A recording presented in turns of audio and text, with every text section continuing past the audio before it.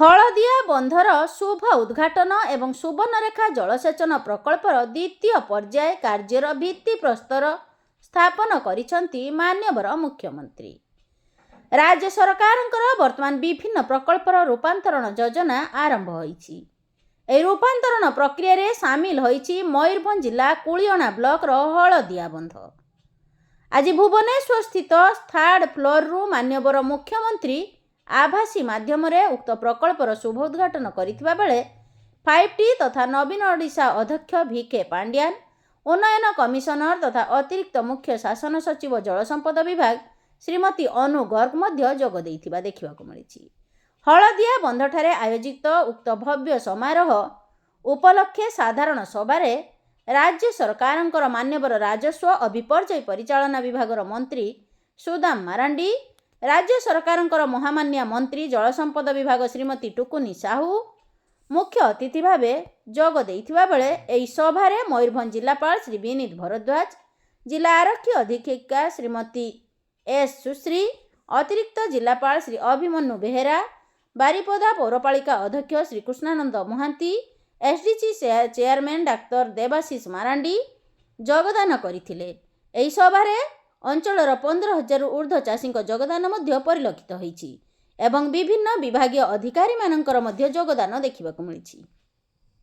हलदिया जलसेचन बंधर निर्माण पई 322 कोटी टंका व्ययबराद करा जाइथिबा बेले 2000 कोटी टंका व्ययबराद रे सुवर्णरेखा जलसेचन प्रकल्पर द्वितीय पर्याय भित्ति प्रस्तर स्थापन करा जाइछि।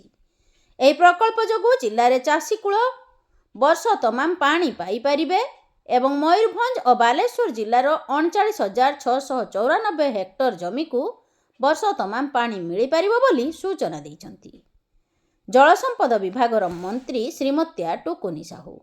राजा महाराजा अमलर एही हलदिया बंध रूपांतरीकरण पई मुख्यमंत्री को धन्यवाद देइथिले मान्यवर मंत्रीगण। मान्यवर राजस्व मंत्री सुदाम मारांडी जिलावासी तरफरु मुख्यमंत्री को धन्यवाद देई कहिथिले जे एही दुई जलसेचन प्रकल्प कार्यकारी हेले जिल्लार चाषी और चाषर उन्नति हेबा सहित चाषी मानकर आर्थिक स्थिति मध्य सुदृढ़ होई परिबो। चाषी भाई भौणी माने उपस्थित प्रेस मीडिया भाई माने समस्त को आज रविवार बहुत बहुत शुभेच्छा अभिनंदन आपण मान सबको मोर आज ओडिसा रे आपण माने समस्त जानि छथि जे माननीय मुख्यमंत्री का सही दूरदृष्टि संपन्न चिंताधारा जो माननीय मुख्यमंत्री संकल्प जे ओडिशा उत्तर ओडिशा नवीन ओडिशा श्रेष्ठ ओडिशा गठन करने लगी रूपांतर करेना करी आज प्रत्येक पंचायत धरी राज्य तक सबु क्षेत्र में आज शिक्षा ठारू धरी आज स्वास्थ्य क्षेत्र में रूपांतरण कार्यक्रम में सामिल कर धन्यवाद दूसरी माननीय मुख्यमंत्री को ऐतिहासिक निष्पत्ति लगी। आज ये मयूरभंज जिला जो जिले में आदिवासी अध्युषित जिला जो जिला को प्राकृतिक सौंदर्य घेरी रही वन जंगल घेरा यही जंगल घेरा यही जिले में जो भाव में चाषी लगी आज माननीय मुख्यमंत्री ये हलदिया डैम को लोकार्पण करेंगे, एक खैरीबंधन ब्यारेज को आज इनाग्रेशन करेंगे और सुवर्णरेखार फेज 2 को आज से फाउंडेशन देवे। ये होची ऐतिहासिक निष्पत्ति चाषी भाई मानक लगी, ये होची गर्वर दिन जल संपद विभाग लगी। मो आज धन्यवाद देवी आम विभाग प्रिंसिपल सेक्रेटरी एसीएस मैडम अनुवर्ग को जहां तत्वावधान में विभाग सबुबले से माननीय मुख्यमंत्री दूरदृष्टि संपन्न चिंताधारा को नहीं प्रत्येक क्षेत्र में काम करिछि।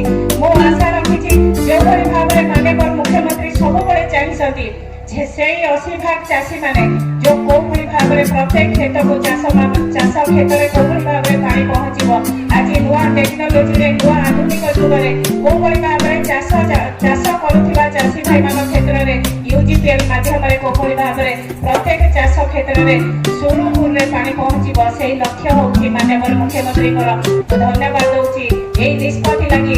आज ओडिशा जदि आगो बढ़ी पुरुष मानक संगे महिला मानक संगे धरी माननीय मुख्यमंत्री जो भाव में माँ मानक लगी संकल्प नहीं आज आम पाखे उपस्थित चाषी भौणी उपस्थित अच्छा से चाषी भाई जदि 50 भाग अच्छा 50 भाग क्षेत्र में आज आगे आम महिला माने धन्यवाद दूसरी माननीय मुख्यमंत्री संकल्प माननीय मुख्यमंत्री ऐतिहासिक निष्पत्ति लगी आज महिला माने घर बाहरी आसी केवल एसएचजी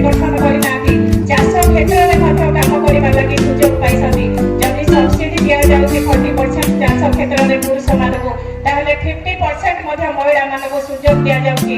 ସେହି ସବସିଡି ପାଇ ସେମାନେ କିପରି ଭାବରେ ଅଧିକରୁ ଅଧିକ ସଂଖ୍ୟାରେ ମହିଳାମାନେ ଚାଷ କ୍ଷେତ୍ରରେ ନିୟୋଜନ କରିପାରିବେ, 2 ପଇସା ଋଣ ନେଇ ସେ ଚାଷ କରିପାରିବେ ଆଉ ପରିବାରର ଭରଣ ପୋଷଣ କରିପାରିବେ। ଆଜି ଯେଉଁଭଳି ଭାବରେ ମାନନୀୟ ମୁଖ୍ୟମନ୍ତ୍ରୀ ଭାରତ ବର୍ଷରେ ଓଡ଼ିଶାକୁ ଗୋଟେ ରୂପାନ୍ତରଣ କ୍ଷେତ୍ରରେ ଯେଉଁଭଳି ଭାବରେ ଆଗକୁ ନେଇଛନ୍ତି, ସେହି ରୂପାନ୍ତରଣ କ୍ଷେତ୍ରରେ ମଙ୍ଗ ଧରିଥିବା ଅଧ୍ୟକ୍ଷ 5T ଶ୍ରୀ କାର୍ତ୍ତିକ ପାଣ୍ଡିଆନ ମହୋଦୟଙ୍କୁ ମଧ୍ୟ ମୁଁ ବହୁତ ବହୁତ ଧନ୍ୟବାଦ ଦଉଛି। ଏ ମୟୂରଭଞ୍ଜ ଜିଲ୍ଲା ଏ କୋଭଳି ଭାବରେ ଆଗକୁ ବଢିଛି।